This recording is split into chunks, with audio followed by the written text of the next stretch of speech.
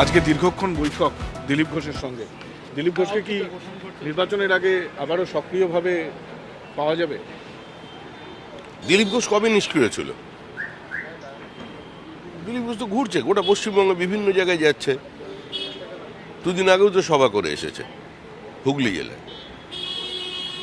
কে সক্রিয় কে নিষ্ক্রিয়, কোথা থেকে এই সমস্ত খবর আছে এগুলো আমার জানা নেই। আজকে দীর্ঘ বৈঠকের কি গুরুত্বটা কোথায়? গুরুত্ব আছে। যে কোনো সংগঠিত রাজনৈতিক দলের একটা নির্দিষ্ট অবস্থান থাকে, নির্দিষ্ট সাংগঠনিক কাজকর্মের গতিমুখ থাকে, সেটা নিয়ে বৈঠক। এখন বৈঠকে কি আলোচনা হয়েছে সেটা তো সংবাদ মাধ্যমকে বলা যাবে। আমিও জিজ্ঞাসা করবো না, শুধু এটা জিজ্ঞাসা করবো যে দিলীপ বাবুকে কিভাবে কাজে লাগাবেন, মানে আপনার নেতৃত্বাধীন রাজ্য বিজেপি। রাজ্য সভাপতির পদটা একটা বহমানতা। দিলীপ ঘোষ বিজেপিতে সম্পৃক্ত। সংখ্যাতত্ত্বের বিচারে এ পর্যন্ত দিলীপ ঘোষই ছিলেন রাজ্যের সফলতম সভাপতি। তার জনভিত্তি, তার পরিচিতি নিয়ে তো কেউ কোনো প্রশ্ন রাখবে না। তো স্বাভাবিকভাবেই এই ধরনের একটা নির্বাচন, যে নির্বাচনে পশ্চিমবঙ্গের ভাগ্য নির্ধারণ হবে, যে আগামী দিনে পশ্চিমবঙ্গ পশ্চিম বাংলাদেশ হয়ে যাবে কিনা, বা পশ্চিমবঙ্গ থেকে সমস্ত শিল্প অন্য রাজ্যে চলে যাবে কিনা, আর তরুণ তরুণীদের জন্য কোনো কর্মসংস্থান থাকবে কিনা, সেটা নির্ধারিত হয়ে যাবে এই নির্বাচনে। তো সেই নির্বাচনে স্বাভাবিকভাবে বিজেপির যে যেখানে আছেন সবাই সংঘবদ্ধভাবে নির্দিষ্ট শৃঙ্খলা কর্মসূচির মধ্যে দিয়েই তারা ঝাঁপিয়ে পড়বেন, এটাই স্বাভাবিক। দেখা যাচ্ছিল যে দিলীপ বাবু খড়গপুর কেন্দ্রিক তার সক্রিয়তাটা আমরা দেখতে পাচ্ছি। তো দিলীপ বাবুর ক্ষেত্রে কি কোনো স্থানীয় সক্রিয়তা দেখা যাবে, না রাজ্যব্যাপী তাকে ব্যবহার করা? পাহাড় থেকে সাগর পর্যন্ত দিলীপ ঘোষকে স্বমহিমায় বা দিলীপ ঘোষের চেনা ভঙ্গিতে পশ্চিমবঙ্গের মানুষ দেখতে পাবে, সংবাদ মাধ্যম তো পাবেন। না, এতদিন তাহলে দেখা যায়নি কেন? এই প্রশ্নটাও তো থাকবে। আপনি বলছেন সম্পৃক্ত, নিশ্চয়ই উনি আপনার সম্পৃক্ত। প্রশ্ন করার অধিকার আছে, কিন্তু আমার উত্তর না দেওয়ারও নির্দিষ্ট একটা অধিকার আছে। নিশ্চিতভাবে। নির্বাচন কিন্তু কমিশনের প্রশ্নটা আমি হুমকির পরও ব্যক্তি শ্রমিক ভট্টাচার্যকে রাখছি না, রাখছি একজন রাজনীতিক শ্রমিক ভট্টাচার্যকে। আমরা দেখলাম অমিত শাহ আসবার পর আপনি দিলীপ বাবুকে নিয়ে বৈঠক করলেন, দূরত্ব ঘোচানোর চেষ্টা হলো। সেটা আগে কোথাও কেন কোনো হয়নি? দূরত্ব ছিল না। অতীতেও দিলীপ ঘোষের সঙ্গে আমার বৈঠক হয়েছে। আমি সভাপতির পরেই দিলীপ ঘোষ আমার সঙ্গে দীর্ঘক্ষণ বৈঠক করেছেন। তারপরেও দিলীপ ঘোষের সঙ্গে আমার কথা হয়েছে। অমিত শাহ আসার আগেও কথা হয়েছে, অমিত শাহ আসার পরেও কথা হলো, এবং ভবিষ্যতে আরও কথা হবে। এখন আপনারা কি চান যে আমি দিলীপ ঘোষকে জড়িয়ে ধরে দাঁড়িয়ে থাকবো? না, এরকম কি রাজনীতিতে হয় নাকি?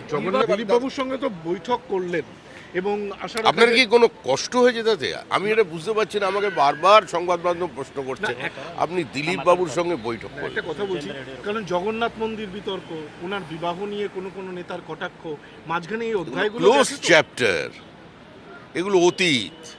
জগন্নাথ অতীত নিয়ে আমাদের এখন কোনো বক্তব্য নেই। যা আছে তা বর্তমান, সেটাই ভবিষ্যৎ। দাদা, ভোটের আগে ভবিষ্যতে কি হবে সেটাই দেখুন।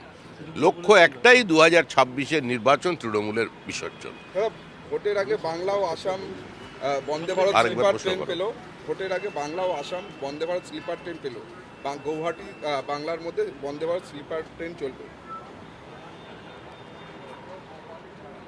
কেন্দ্রের মাতৃসুলভ আচরণের কথা যারা বলেন, আজকে তারা দেখতে পাচ্ছেন যে নরেন্দ্র মোদী সারা ভারতবর্ষের মানুষের আর্থসামাজিক উত্তরণ চান, তাদের জীবনের গতি আনতে চান, স্বাচ্ছন্দ্য চান। কিন্তু দুর্ভাগ্যের বিষয় এটাই যে পশ্চিমবঙ্গের 43টা রেলের প্রজেক্ট বন্ধ হয়ে আছে জমি জটের কারণে। তো যে রাজ্যে বর্ডারে ফেন্সিং করা যায় না রাজ্য সরকারের অসহযোগিতার কারণে, যে রাজ্যের মাত্র 20 মিটারের মতো একটা সমস্যাকে এখনো পর্যন্ত সমাধান করতে পারে না রাজ্য সরকার, যাতে মেট্রো রেল এখান থেকে সরাসরি হাওড়া পর্যন্ত চলে যাবে, এর জন্য দায়ী কে? আজকে 5,000 কোটি টাকা খরচা বাড়িয়ে শুধুমাত্র মুষ্টিমেয় কিছু মানুষের ব্লক ভোটের স্বার্থে বউবাজারে যে ধ্বংসাত্মক কাজ হলো মেট্রো রেল নিয়ে, তার জন্য তো দায়ী তৃণমূল কংগ্রেস। এটা মানুষ দেখেছে, মানুষ বুঝেছে। আপনি বিরক্ত হলো, আরেকবার একটু প্রশ্নটা রাখি। যে এই প্রসঙ্গটা এই জন্য উঠছে যে জগন্নাথ মন্দির পরিদর্শন তা নিয়ে একটা অধ্যায় গেছে, ওনার বিবাহ নিয়ে কোনো কোনো রাজনৈতিক নেতা মানে বিজেপির নেতা কটাক্ষ করেছেন, এই সমস্ত কারণে উনি কিন্তু খানিকটা আইসোলেটেড ছিলেন। বিবাহ নিয়ে যদি কেউ কোনো মন্তব্য করে থাকে তাহলে সেটা অত্যন্ত কুরুচিকর, সেটার সম্পর্কে কোনো মন্তব্য করার আমার কোনো রুচি নেই, প্রবৃত্তি নেই। এরকম কেউ করেছে বলেও আমার জানা নেই। করেছেন। আর এইসব জগন্নাথ মন্দির বলছেন এগুলো সমস্ত অতীত। কেউ কেউ বলছেন যে দিলীপ ঘোষ দেখতে গিয়েছিলেন জগন্নাথ মন্দির এই কারণেই যে ওই জগন্নাথ দেবকে সাক্ষী রেখেই তৃণমূল কংগ্রেসের ওই পূর্ব মেদিনীপুরে বিসর্জন হবে। ঐতিহাসিক জায়গা তো, কাছে পিছাবনি আছে, মাতঙ্গিনী জেলা, তারপরে স্বাধীন তাম্রলিপ্ত সরকার তৈরি হয়েছিল, দেশপ্রাণ বীরেন শাসমল, ওসব ব্যাপার স্যাপার ওখানে আছে। তাই এখন জগন্নাথ দেবের ইচ্ছা হয়েছে তৃণমূলকে ওখানেই বিসর্জন দেওয়ার। আমাদের ইচ্ছে ছিল মা কালীকে সাক্ষী রেখে বাবুঘাটে, কিন্তু জগন্নাথ দেব ওখানে চেয়েছিল, ওই জন্যই হয়তো গিয়েছিল। আর এগুলো অতীত, এখন হচ্ছে বর্তমান নিয়ে কথা। এখন একটাই লক্ষ্য, দিলীপ ঘোষ, শ্রমিক ভট্টাচার্য, শুভেন্দু অধিকারী, রাহুল সিনহা, সুকান্ত মজুমদার, যাদের আপনি নাম বলছেন, 2026-এর নির্বাচন তৃণমূলের বিসর্জন। একটা শেষ প্রশ্ন, এক মিনিট দাও। বলছি যে মানে যৌথ নেতৃত্ব নাকি নেতৃত্বের মধ্যে এলাকা ভাগ করে নেবেন আপনারা, পুরো জোন ভাগ করে নেবেন? দাদা, জোন ভাগ করি। মুখ্যমন্ত্রী কেন্দ্রীয় স্বরাষ্ট্রমন্ত্রীকে আক্রমণ করে বলছেন যে জয়নগরে ঠিক আছে, হুম। হ্যাঁ, কোনো কি এক একজন নেতার দায়িত্ব এক একটা, যেমন তৃণমূল অবজারভার রাখে, তেমন ভাবে কি কিছু ভাবনা চিন্তা রয়েছে দিলীপ বাবুকে একটা? না, আমার মনে হয় ভারতবর্ষের কোনো মানুষ এটা শুনলে আশ্চর্য হবেন যে বিজেপিকে তৃণমূলের থেকে সাংগঠনিক পরামর্শ নিতে হবে।